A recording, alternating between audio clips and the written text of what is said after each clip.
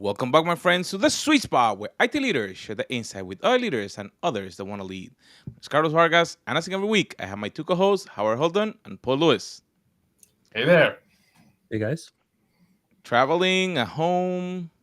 Yes, So both both of those at the same time. Yeah, I've done that before. The last time I did that was an agile conference. It was a lot of fun. I learned a ton, but they're like, we'd really like you to, they were paying for it, right? And they're like, we'd really like you to stay at the hotel. And I'm like, but I live in Denver. Like, yeah, but we'd still like you to stay at the hotel. It's easier for you to participate. Like, otherwise you're just going to race home and have dinner. I'm like, okay, cool. Like, it's fine. I was just going to save you some bucks, you know? So I show up and the hotel's like, thank you for staying with us, Mr. Holton. We've got you in an upgrade. I hope it's okay. I'm like, it's a waste, but sure, it's fine. Okay, well, we put you in the presidential suite. Nice. Ooh. And I'm like, okay, fine. So I go check in, get to the presidential suite. It has seating in the main room area for 21 people. Nice. I counted all the seats. Wow. Right. It has a bigger dining room table than my dining room table at home. And it was a glass top. And I'm like, no, it was all done in like a very Denver design. So it's all like a hunting cabin design. Got it. Yeah. It was really cool. So I called my wife. I'm like, honey, look, I know this is going to be difficult for you. I know this is going to be a pain, but you really need to come stay at this hotel for at least one night. The total and utter and absolute waste for me otherwise. Oddly enough, I recently talked to 3 people who know you who also live in Denver. And I said, how often do you grab a meal with Howard, as an example? And their answers were, Howard lives so far away, it's hard to call it Denver. Would that be interesting? Like all 3 of them essentially said the same thing. Well, so last night, my friends from Canada came down to New Mexico. That's how we refer to it internally. Because they're so far north, we call them Canada. We're so far south, they call us New Mexico. I see. So It may have been the same person I was talking to, one of the 3. So you're far away from downtown. Is one of the 3 an attorney? No. Okay, then it wasn't the people I'm talking about. I also live far from downtown. I live a 2-hour commute, so I'm back to back in Toronto. I'm 25 minutes from downtown. Oh, I see. It's not. Denver's not really that big. Like the guy in Canada to me is an hour. I see. 50 minutes actually. I am 45 minutes from the airport, and I'm still in the city. Which airport? The Miami airport. Oh, Miami airport. Yeah, the FLL is probably 30 because one is down, the other one is like the opposite direction. Right. And if you get traffic, you're gonna be in the 95 for an hour and a half.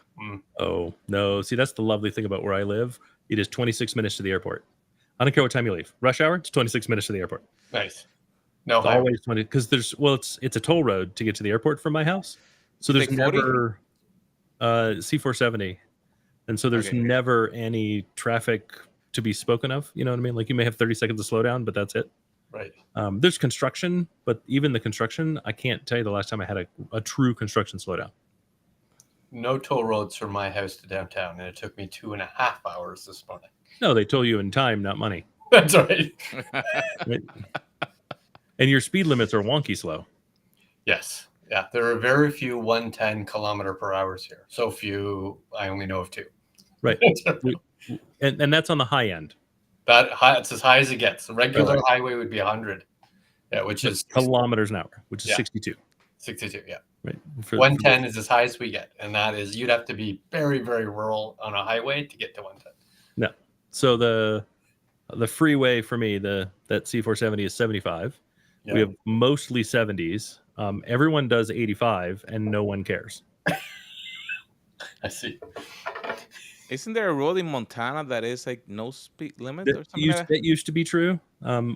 So historically, the speed limits on the freeways were set by the federal government. Right. And so for a long time, you'd have states where the state highways had higher speed limits than the freeways. And so the federal government, like we originally set that because of the gas crisis, and 55 was determined to be this kind of nice mix of fuel efficiency. Right. So we no longer care. You're the state. You can set it yourself. And Montana went, okay, cool. We're just not going to set one. Well, because I mean, if you thought about it, if they gave every single person that came into Montana a sign and said, we want a sign put up every 5 miles, it would take them 35 years to put up signs. I see. Like there's no one in the state. The state is so empty. And then it got taken advantage of, let's say, and so they've changed it, and now they've put up signs, and there are speed limits, which I still think are 80. Wow. Like it's a generous speed limit, and there's so many divided highways, right, where it's 30 feet and there's no loops for 40 miles. I've heard you could do 135 and no one's going to stop you. Wow. I've heard. It's That rumored. feels unsafe. Does it not feel unsafe at that No. speed? I've heard it does not. I've heard in the right vehicle it feels fine. Yeah. Heard. Yeah. In the right vehicle, getting from Miami to Gardner Conference, you can do around 120. Oh, I've done 120 on the freeways in Florida. Yeah. Supposedly. Theoretically. Yes. So, I mean, I did all of that outside the statute of limitations. Like there's no. But yeah, I mean, the Florida freeways, do they even turn? Like, yeah, they're flat as hell, right? I can't. a little bit. They Like- actually turn so you don't fall asleep. There's no gator crossings? There's not? No, because there's barely no water. So if you go down west, like literally where I live is the last highway where you get to the Everglades. Right. That area, they actually put gates and like fences Right, so the so they gators can't will not cross because you're going right in between Right. the Everglades. But going towards Orlando, you don't see them. When you get to Orlando, that's a different story. You may see some. Right. They're not when they're on the highway, they're not called alligators. They're called Florida speed bumps. Nice. So we laugh a lot. There's a lot of different trades that we as leaders need to be able to help a company grow. I think that our audience, as they're getting ready for this last quarter and planning for the next, may be in a planning phase or helping define how the company that they work for or their team may want to move forward. Can we jump into how probably leaders get into that process? How do they become a active participant on the growth for the company? I kind of like that you combined two of the topics we're going to talk about. Even though on the surface, one could argue they were going to be separate, but I now see how you've combined them, right? So we talked about, in many ways, the executive or the CTO, the CIO as an entrepreneur and what kind of traits you need as that entrepreneur. But then on the other side, are those entrepreneurial traits of a CIO, CTO used in the process of contributing to the growth planning of an organization? Right? That's worthy of a deep dive. And let me do a setup before I know how. No, I think the question's even broader than that, right? Even broader. If we look at a startup, Yeah. And you look at what makes a successful startup, it's often said you need two people. You need a hustler and a hacker. Right? Yep. The hustler is that sales guy, the Steve Jobs. You need a hacker, the person that builds the thing called Wozniak. Yes. They're the penultimate hacker and hustler, right? And so if that's what's required to start a tech startup, to start a startup that works and is functional and grows and has those things that are necessary, is that also the job of the CIO then to be the hustler within the technology function to help the business grow? And instead of having one hacker, they have teams of hackers to help execute that vision. Look at you. You've made the bridge. Nice. So let's talk about both of those things, but let's talk about the entrepreneur one first. So let's set a premise, and you can agree or disagree with the premise, but let's set the premise that there is a valuable set of traits for a CIO or CTO to be, in many ways, an entrepreneur. It could be because you're part of a startup. It's a technology startup or a scientific startup, or it's because you have some sort of entrepreneurial spirit in IT in a larger organization. But both can be true. right? It's quite possible it's a technology company that's, let's say, a people services company. And while you might be a small internal technology team, they're still giving you a level of empowerment to have some sort of entrepreneurial spirit. Okay. So given that, I recently watched a presentation that would suggest that there's sort of key VC traits to this kind of entrepreneur, whether it's a business entrepreneur or CTO. And I thought they were interesting enough we could talk about. So the three key traits are grit. This is somebody who, has, nerves of steel, that are rolling up their sleeves and persevering through the complexities of finding your way through the process of seed money and first round and second round, and discovering all the programs that are in place to do that. It's a lot of work that if you've never done it before, you're really on sort of the leading edge, you're the learning edge. That's number one. Number two, that you can tell a story, right? That you pitch well, that the narrative of what you're trying to become, because it hasn't been realized yet, is something that you're skilled at doing. And then finally, that you have a bias to action. In fact, you used the word already, hustle, right? That you're working the 90 hours, you're driving your team to deliver on some sort of proof of concept. So those are the three: grit, narrative, bias. Do you buy those? Is it not true? Is it more than one person? Is there a fourth, fifth, sixth? I mean, I still think it's two people, right? I think, like, if we think of tech startups especially, we see a lot of the hackers, right? And then we also see a lot of hustlers, but we don't see that combo together. And I think it requires that combo together as two different people, right? Mm-hmm. I think there's other things that are missing from the list as well. Like, if you're going to be a successful founder, I think you need a bias towards trust, Mm-hmm. right? And at the very least, you have to have a bias towards trust to your co-founder or co-founders, plural. Right. I think it requires a massive network, right? I don't think you can get away being a founder without a focus on your network, right? All of the things that you kind of have to do before you find yourself in that role, I think, are also some of the intangibles. But I think they're also the same things that make a good CIO, right? I think a good CIO should think of themselves as the CEO of a tech startup, right? Where their customer base isn't the total addressable market of anything, but rather the company itself. And then the B2B to C relationship is the customers of the company that you work for. So is there a parallel? Like, I'm thinking in an entrepreneurial sense, especially one that's coming, let's say, out of academia, one of the more important stakeholders is like your advisory board, right? Sure. You might have a medical advisory board, or something about research or academic, or a VC type advisory board member, somebody to help you get the money. Is there an equivalent as an entrepreneurial CTO, whether it be stakeholders inside the organization or stakeholders outside of the organization? I think it's both stakeholders inside and outside the organization, right? And I think we are really good at feeding one and not really good at feeding the other, typically, right? Like, if you're listening to this and you're a tech executive, think about who is your advisory board inside the business, and have you done a good job building it and care and feeding for it? Forget about if you've ever thought about it in that language, because most of us haven't. Like, I haven't until this conversation, but it serves the same function, right? My peers inside the business, they don't have to be tech knowledgeable. They have to know Knowledgeable. That's good. knowledgeable. They I totally didn't just make that up right now.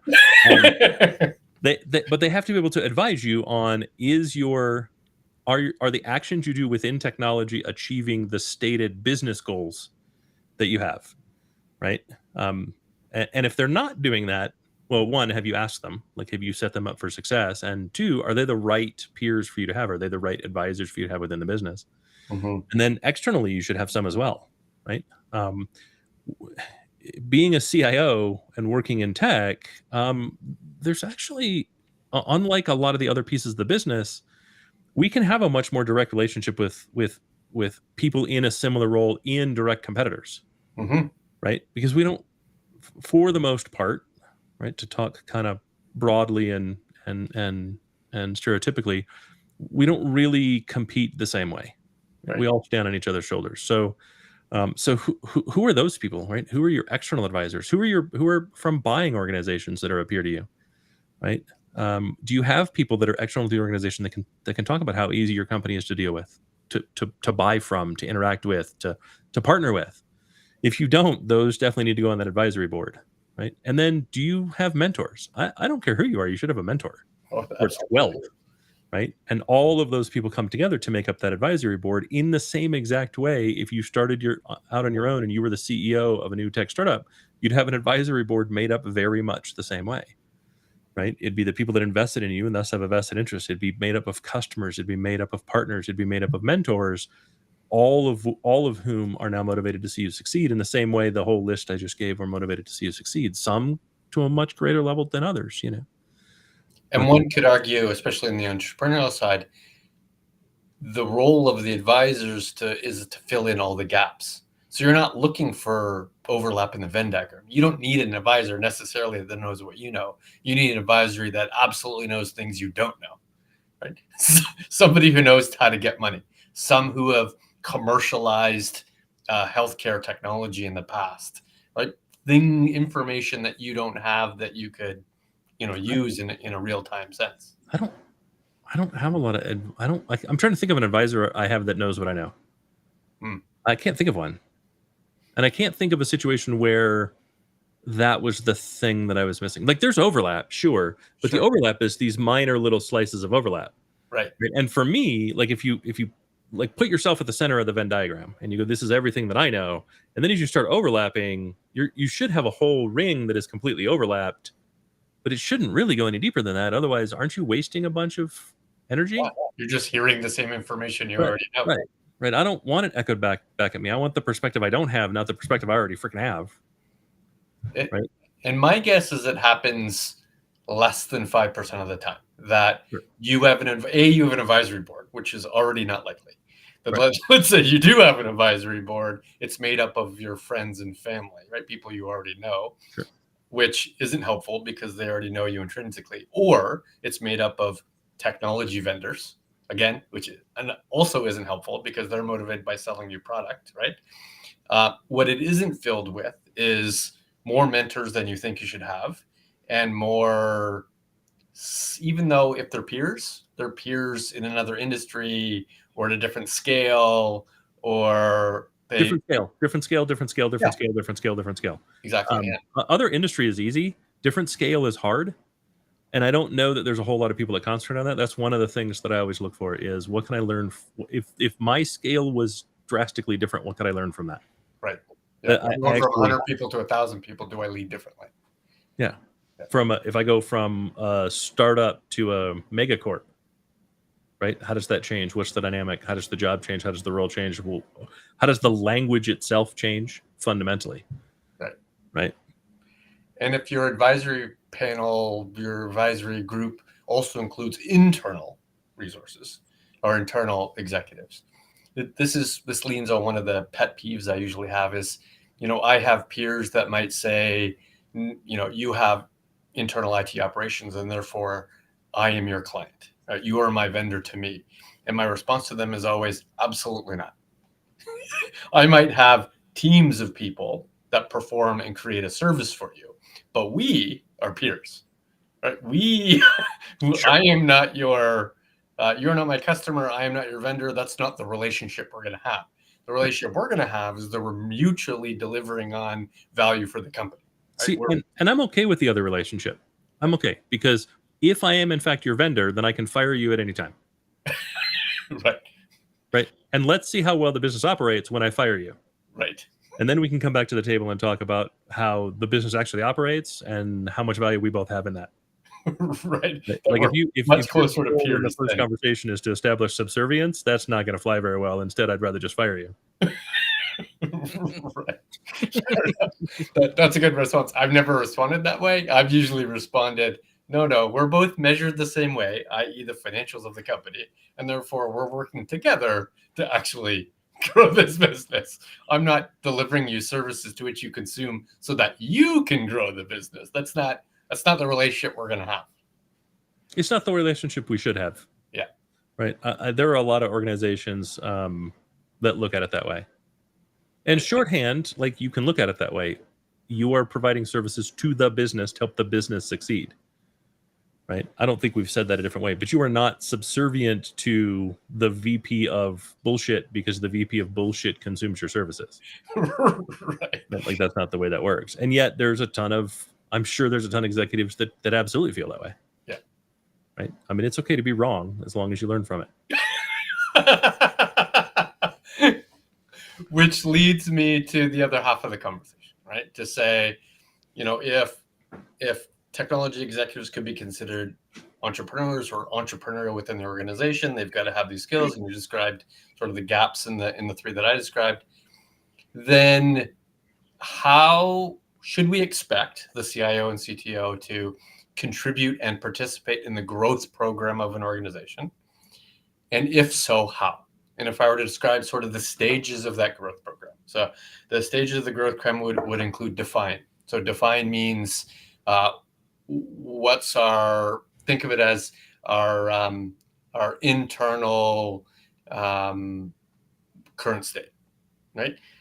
What's the acronym we use? The SWOT, right? What's our strength, weakness, opportunities, and threats?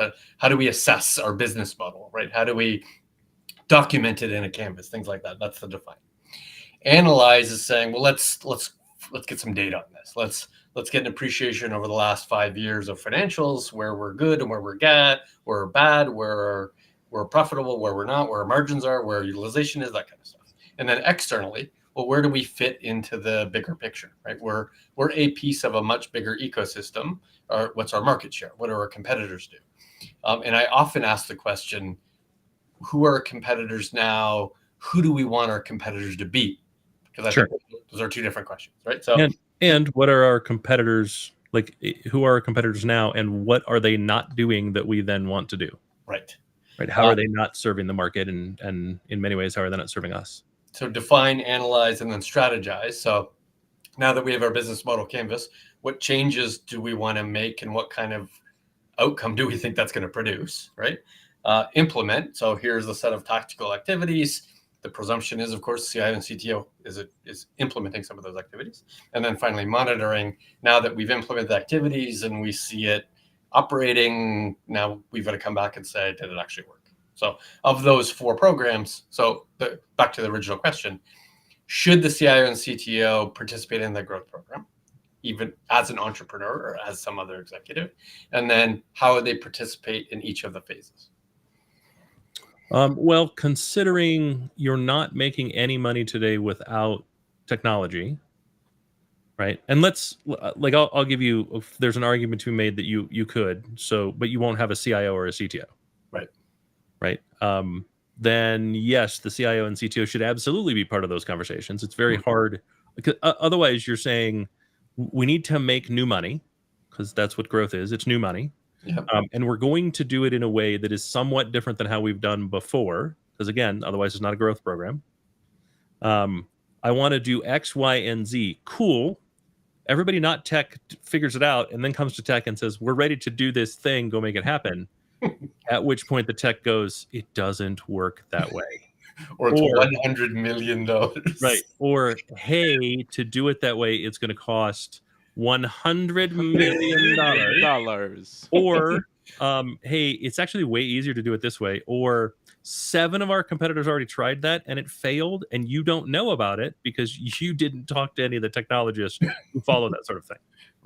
Right. So yes, there's no advantage to not having them in the room. Now, I will tell you, if your organization, like if you're a CEO, if you're a CEO or you're a COO and you're like, not my CTO, not my CIO, you have the wrong one. Right. That's a key problem right there. Right? You don't think they can contribute to growth programs. You have the wrong one. Yeah. Right. Like seriously, just replace them. Find another one. There's plenty. If you need some recommendations, reach out to us. We're happy to help you find somebody. So yes, they should absolutely unequivocally be in the room. Right. And the goal there is, how do I leverage technology to help enable that thing to happen? And how do I say, no, let's steer this direction? If you're the technology expert in the room, then you really need to understand, how is the business that you're in or want to be in best set to utilize technology and what should they do to be better set to utilize technology. Right. And so as you go through every one of those steps, there is definitely a technology imperative to some degree, and maybe 100%. Maybe the new market you're going to move into has marketing and tech and nobody else. That's entirely possible, plausible, right? But I find it hard to believe that modern growth in an organization that has a CIO and or a CTO would have a growth initiative that technology should not be involved in. And I don't believe it matters what the company does, whether it's produces and sells cookies or actually is a data product company. Doesn't matter at all. It's the same participation. Correct. Right. And maybe, your CIO, CTO is new, they're 3 months in, but at the very least, that's both an education for that person, and they're going to bring unbiased external opinion right out of the box, right? The only thing they have is unbiased, objective external opinion. That's great. Yeah. Consume that as if it's, raw data. Well, let's use the cookie example. Yeah. What are you going to do with cookies that doesn't involve a machine? You're doing it at scale. Again, you're a company that has a CIO and a CTO.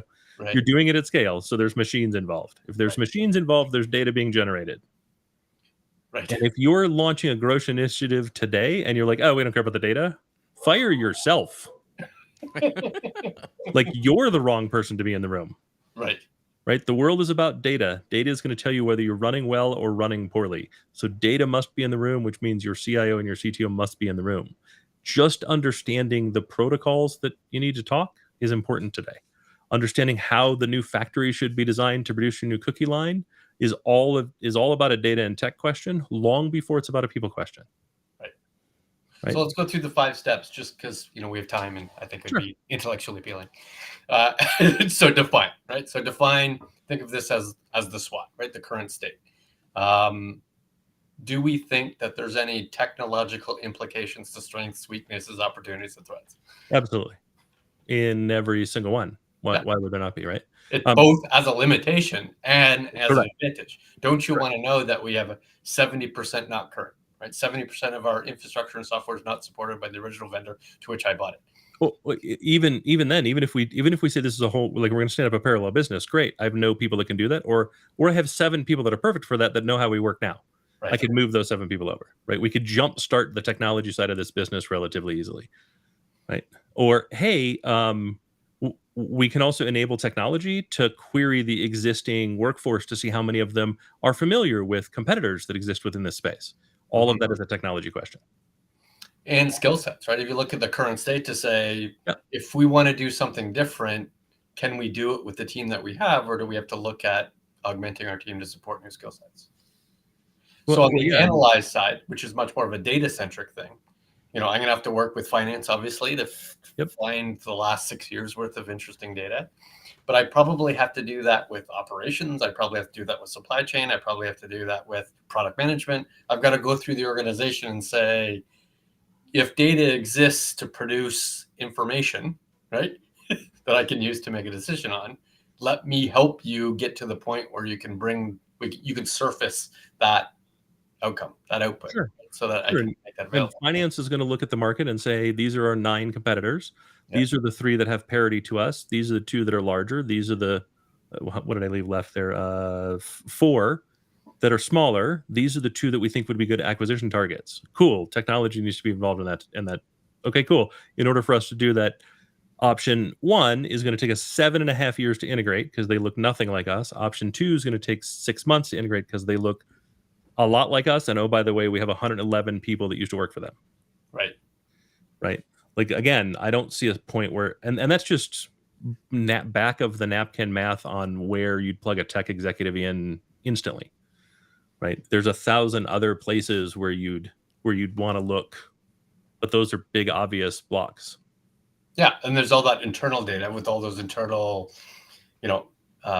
environments, whether it's utilization or sort of the finance, the achievement, but then the external stuff to say, where do I fit in the ecosystem, right? Am I wallet share 1%? Am I wallet share 30%, right? Am I number 10 in the list of vendors, or am I number 3 in the list of vendors? And if you don't really know that, you're not going to appreciate that. We did talk about competitors just a second ago, and I did have a lunch with I want to use the word startup, but they've been doing it for 13 years, right? One could argue that they've been successful to a certain extent, but then they've hit a wall in many ways, and that wall might have been 6 years long. They're okay, but they haven't got to a point where they've been able to dramatically grow. Yeah. And I asked a relatively simple question. I said, given over 13 years period of time, your product that you've created has exploded, right? It's grown up dramatically. Who are your intended competitors to start with? Who are your competitors now? And who do you want to actually be your competitor going forward? And the entrepreneur was, I don't have any of those answers. We didn't think about it when we started. We was just an interesting problem to solve. Now my answer is all these companies, which is insane. You can't be a competitor to all these companies. And then I haven't thought about what the future may hold. Who do I really want to be compared to? And that's the key question. It's not who your competitors are, but who do you want to be compared to? Because if you want to be compared to somebody who has a $10 billion R&D and you have a $100,000 R&D, that's a problem. Don't get compared to that list. Get compared to a list that's relatively of the same size of you, right? So that you're not always going to be behind the scenes. So does that resonate? Does that a question I asked make sense? And should we ask it of our own teams in our own company? Oh, we absolutely should. At the same time, I don't think I agree with you on tilting at windmills. Interesting. Right. Okay. Dragons get killed every day.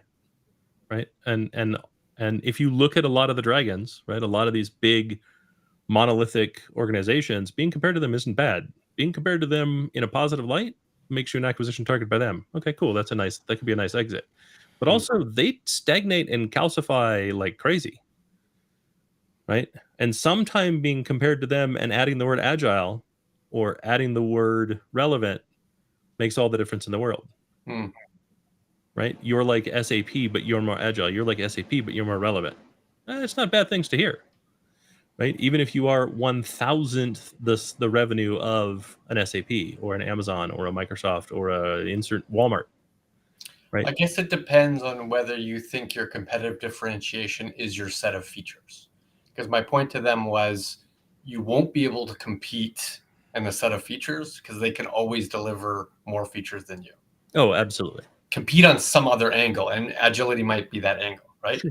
It's knowing the phone number for the CEO, right? That's the differentiator. Like you better support because you're not calling a 1-800 number. Those are reasonable. But if you're comparing 100 features to 100 features, you're not going to win that game. No, I agree, right? I mean, ultimately, if all it takes is a few dollars to reach parity with whatever your offering is, then your offering doesn't actually have value. Right. Right. And patent protection only lasts so long. That's true. Right. Patent protection only lasts until someone figures out a workaround to the patent. Okay, so we talked, define, analyze, so strategize. Strategize is to be, right? As is, data to support where I am in the world, to be.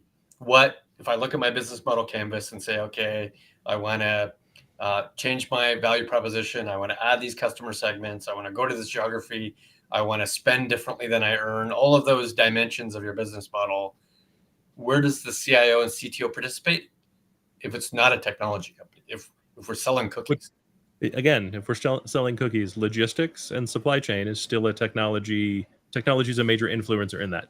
How are we going to track market demand? How are we going to predict? How are we going to analyze? Like, what are we going to do? Again, it comes back to data, right? How do we know? How are we going to make a decision? Then how are we going to validate the decision? Where are we going to sell cookies, right? And then how do I validate that we're selling cookies in the right place to the right people in the right way? How do we know we're selling the right cookies in the right place in the right way? All of that is a technology question, even if you never touch the last mile from a technology standpoint. But everything you just said were examples of the implement, the how. I'm talking about the what here. Right? Yeah, but my business model canvas, I currently sell all of my cookies to teenagers. Okay. I really want to start selling it to seniors. Okay. So how are we going to reach seniors? It's not your background, right? As a CTO, that's all I'm saying. Is now we're getting to a territory where I haven't spent 30 years selling cookies. I don't necessarily know what it means. Sure, but if I want to change markets and reach a new market, that's MarTech. That's marketing technology. The CIO and CTO still have to be able to support the technology side of the marketing effort. Right. Otherwise, you're telling marketing, hey, MarTech is really complex, and rather than have a technology partner to work with you, go figure it out on your own. But do you think that the CIO, CTO, should come up with interesting ideas, right? I think we should go off seniors, or can participate at the same level of the rest of the executives to say whether that idea makes sense or not. What doesn't it? I mean, yes, they should be able to. They should be able to be in the room and have an opinion. Right. But I just want to clarify something. There is no room in which every executive contributes to the same level, and whose contribution is reviewed at the same level. There's no room. That doesn't happen in any room. That's exactly what I wanted you to say. That's what I was pushing you on, because I knew you were going to say it, because I've heard you say it before. It's absolutely true. While you're all peers in the room, you don't have all peer knowledge. Right. It's perfectly fine to have an opinion, an uninformed one. even if there are more informed opinions in there, that's okay. That's expected. But it's also not expected that you are informed on everything. You're not the CFO. You can't possibly have all gap knowledge. Right? Well, and to that point, right? If we're like, well, we sell the kids today, we want to sell the seniors tomorrow, right? The marketing person should be the expert in the room on how best to reach seniors today. Right. The financial person should know what is the market rate for a cookie that seniors will buy, right?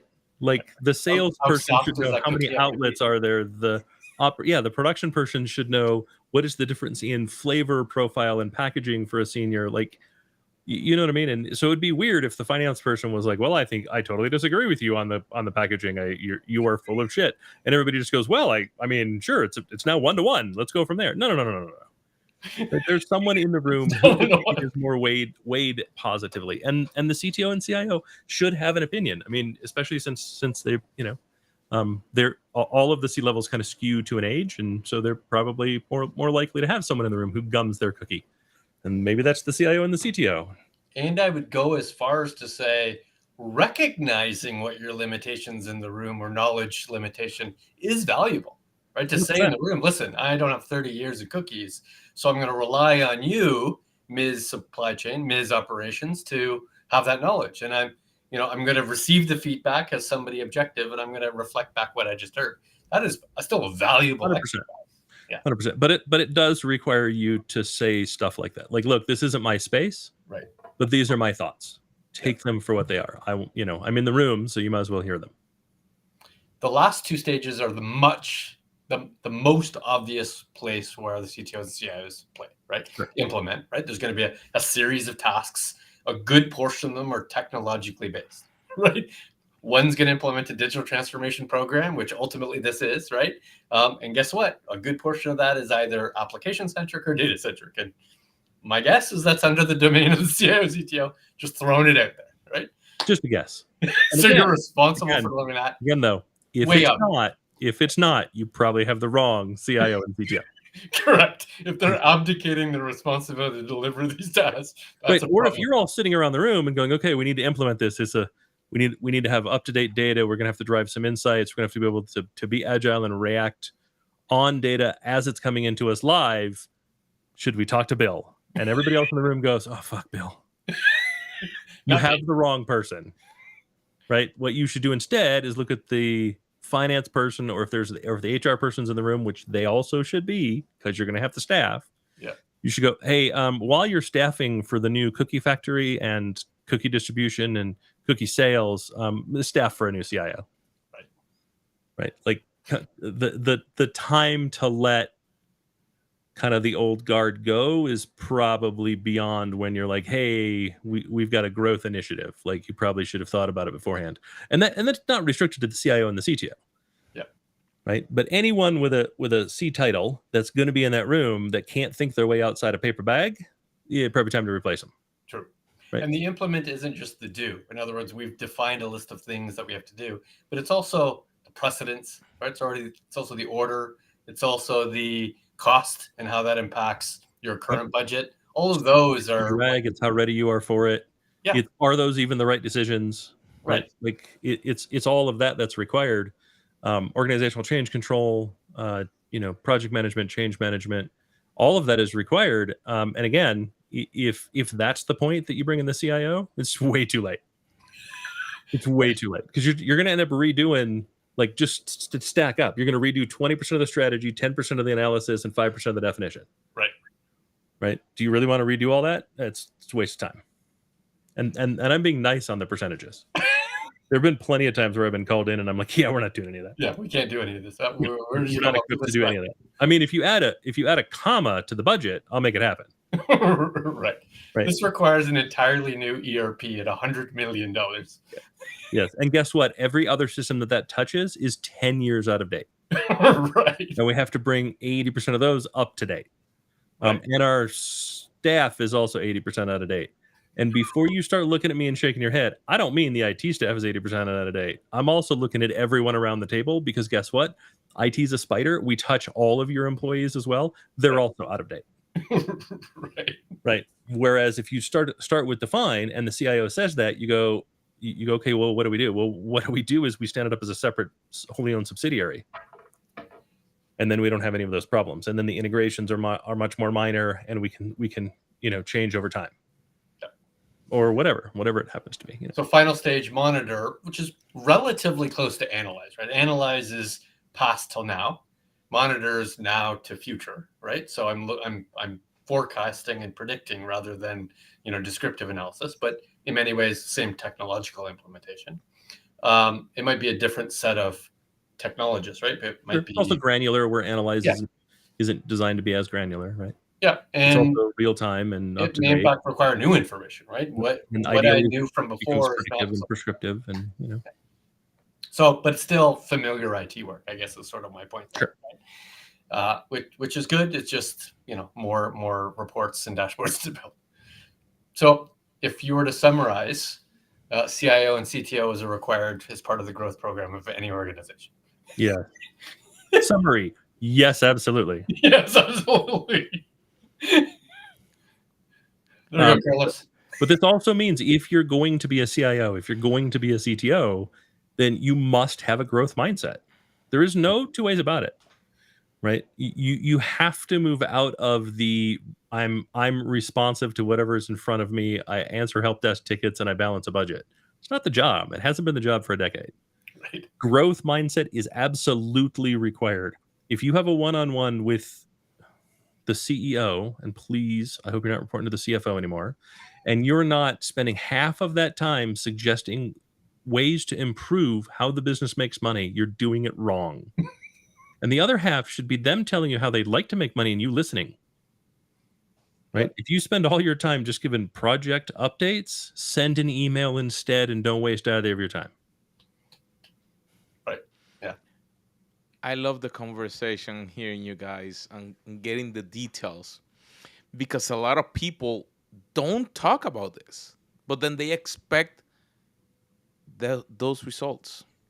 So understanding that, getting clear. I like the define, analyze, strategize, implement, and monitor. Like, those are areas where not only the technologies, but like you said, this is what the business is doing, and how you can contribute to it will make the difference.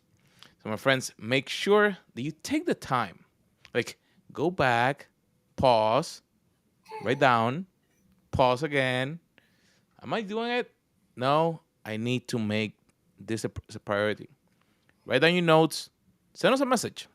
Make sure you share, you subscribe, and we'll see you on our next episode.